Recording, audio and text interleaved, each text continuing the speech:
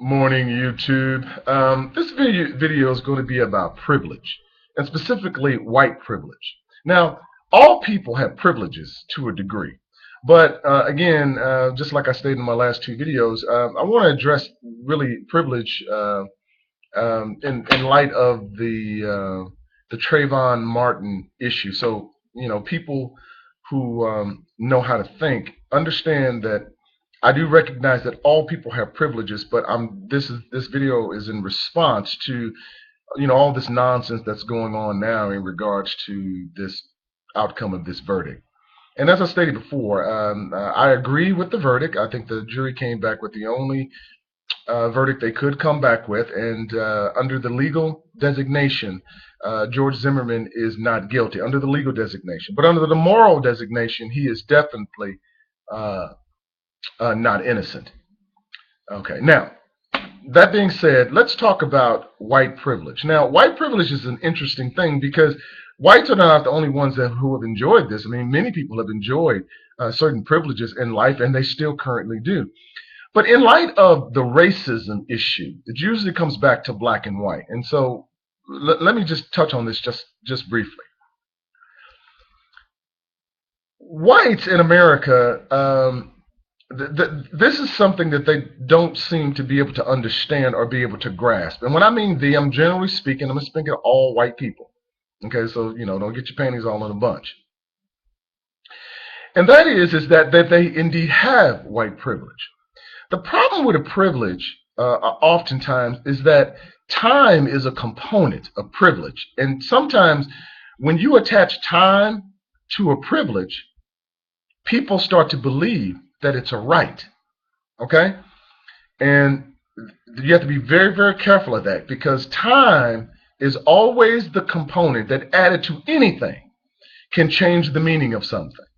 Language, the etymology of words, things. Time is that component that when you add it to anything, it can change the original meaning or the original construct of something. Now, the issue with white privilege is that white folks have been, they don't know what it's like not to have something that they want and to have opportunities. Now, of course that there are poor white people. Of course that there are people, white folks who don't have many of the things that other white people have.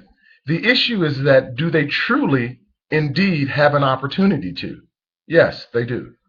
Now, when you switch to black people, you have to ask yourself, yes, of course there are poor black people. Of course there are black people who don't have as much as other black people or other white people. The question is, do they truly have an opportunity? The answer is no.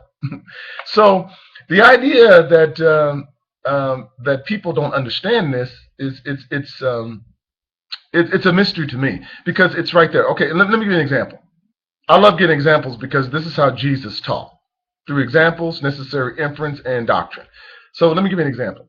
I'm a personal trainer, and my son used to be overweight, but now he's lean, tall. He's done a couple bodybuilding shows, natural bodybuilding shows, and he looks fantastic, great, right? So I showed him how to do that. So he has a privilege that other people don't have. It's a privilege. He had nothing to do with it. He was born into it. His dad just knows nutrition, and his dad knows how to do resistance training. Okay, so it's a privilege. Now, it would be insane if someone came up to my son and said, "Hey, how'd you get in shape?" And he goes, "Oh, well, my dad's personal trainer taught me how to do it." And I go, "Wow, I mean, you got to be pretty lucky, man, to have a dad's personal trainer, man. That's a great privilege to have." And my son goes, "That's not a privilege. Anybody can do it." Well, he's right that anyone can do it. Anyone has the opportunity to go out and learn how to do something on their own. The issue is that does time afford that person to be able to do it? If they have another job, or do they truly have an opportunity to be able to do it, right? And what happens is that, again, just like I stated before, time is the major component. See, by having a dad who's a personal trainer, he doesn't have to go through the pitfalls, all of the obstacles that other people may have to go through. So what would take him 6 months to be able to accomplish, it may take someone 10 years to be able to accomplish, if they ever accomplish it at all. Why? Because he has a privilege. He has an advantage. Now, let's apply that to racism or white privilege.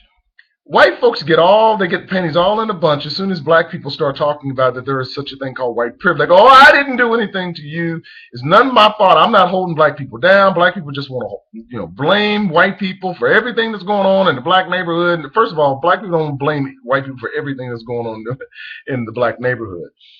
Black people usually have two issues, and that is the legal issues, being able to be treated fairly by the legal system, and to be able to have economic opportunities. So black people don't blame white people for everything. That's just something white people need to tell themselves so they can sleep at night.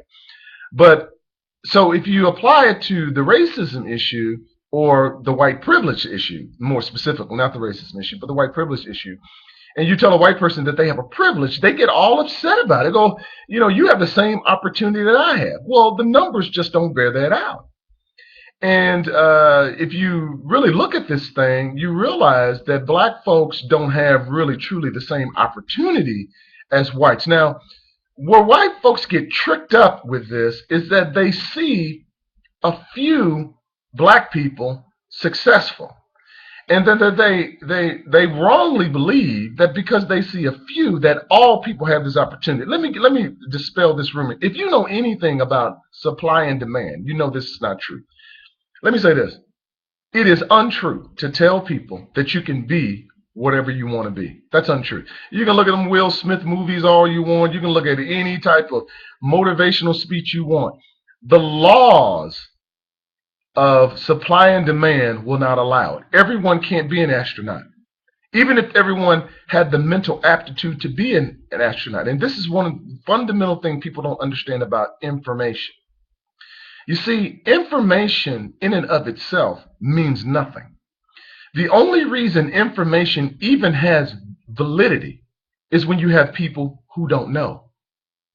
You see, if everybody knew, or conversely, if everyone didn't know, you're all in the same place.